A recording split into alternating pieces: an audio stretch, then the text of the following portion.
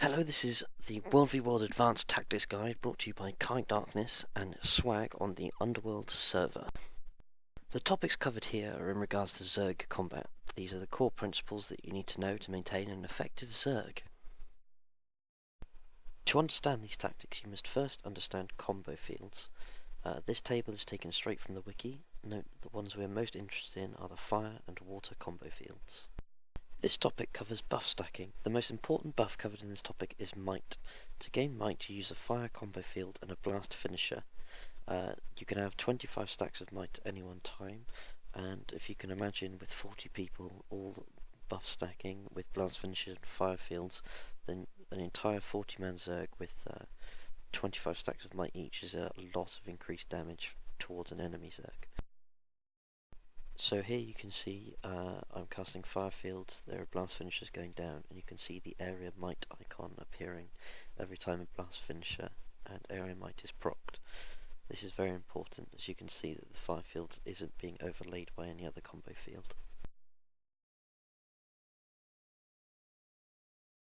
Here is a brief recording of a Zerg fight. It's slightly disorganized, but this is an example nonetheless.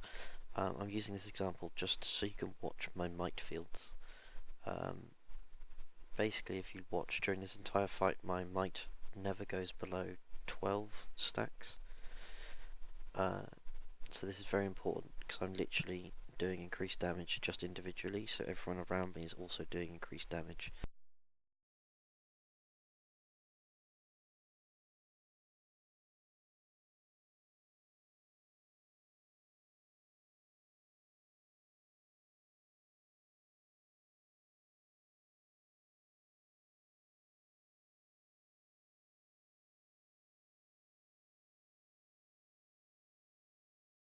Okay, this is stacking on the move. This is the core principle is exactly the same as before, using fire fields and blast finishes to gain stacks of might. The only difference is that this time this demonstration is showing that you can do this while moving with a Zerg. It's quite difficult to pull off with an unorganized Zerg, but with an organized one, this is bread and butter stuff. So you can just see the area might going down, and yet we're not slowing down, we're not having to stop behind terrain, because very frequently you see two Zergs stop and then attack each other, whereas this situation is eliminating the enemy Zerg's option of buff stacking, and if you've got might and they haven't, then you're at a severe advantage. Okay, so effectively, basically what Zerg will do is see a fire field, will run up to the fire field, stop in the fire field, drop their blast finishers, and then carry on running, as if nothing happened. So in the first example, we were stood behind a house. In this example, we're just going to keep running. This gives you a massive advantage when you're facing a Zerg that isn't expecting you.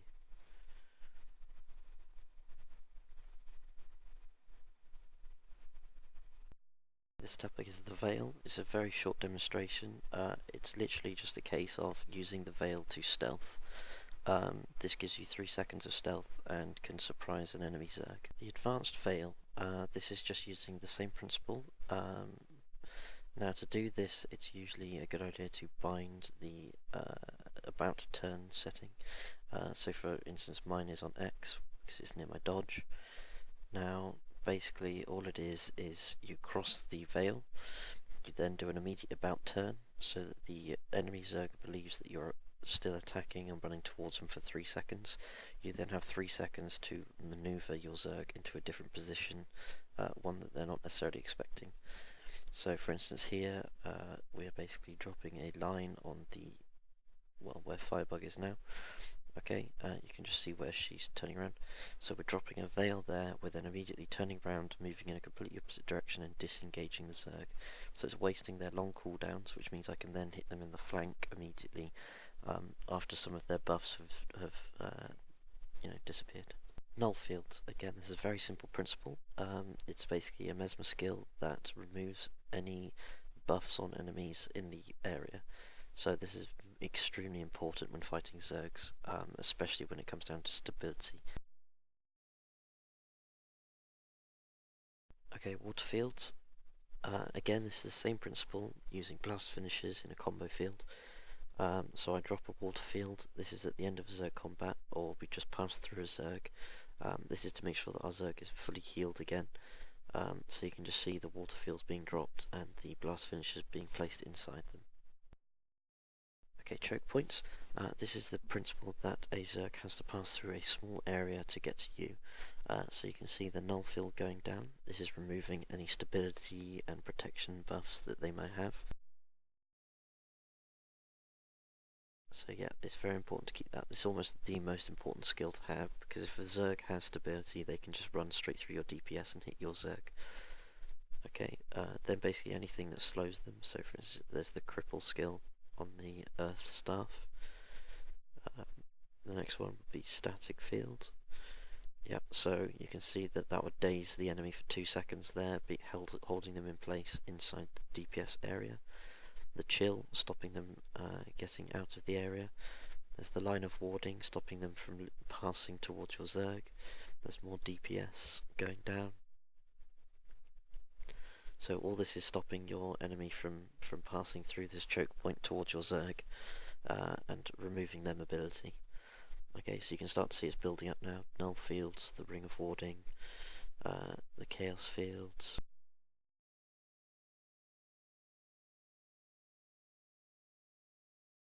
It's all building up to preventing a Zerg from passing through this area, and the wall of reflection is stopping the enemy doing as much DPS as they could through this choke point to your Zerg.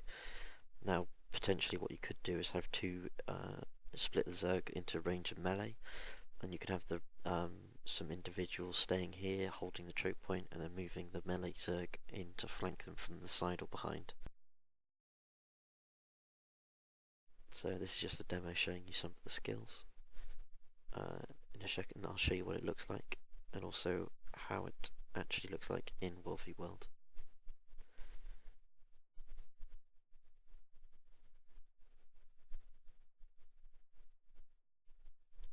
So here's the example, using the same choke point from the other side.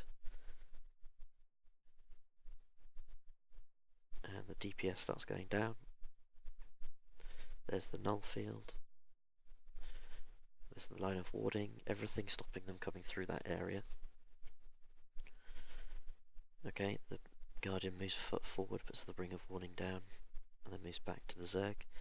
And all of this time we could have a separate group moving in to the side or the rear of an enemy Zerg, or even gaining high ground to rain AoE and DPS down on top of them.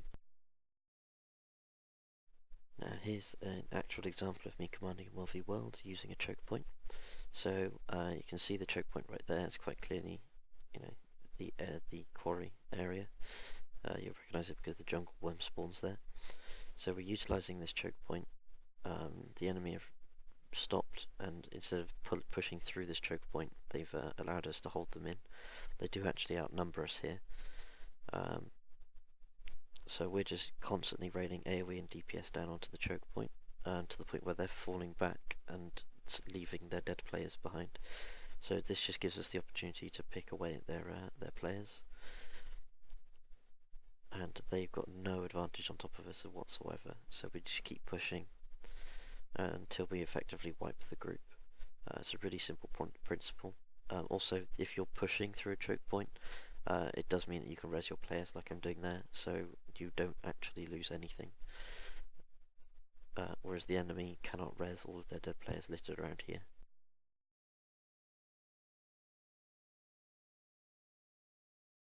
Okay, the final topic, the portal bomb.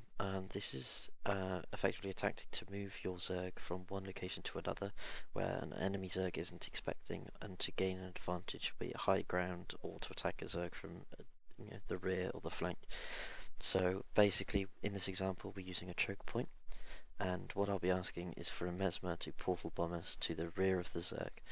So basically, while we're choke pointing, a Mesmer will be dropping the portal, will enter stealth, and will usually blink straight past the choke point to the other side, avoiding all the DPS.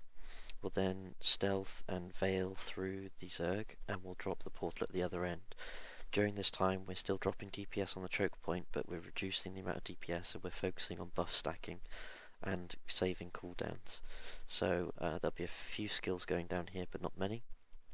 And then we will portal to the rear of the Zerg and have a free reign of hitting their DPS and casters. Thank you for watching this guide. I hope this certainly helps commanders and general worldview worlders understand the responsibilities of a Zerg. There will be more guides coming for commanding and other general worldview world topics.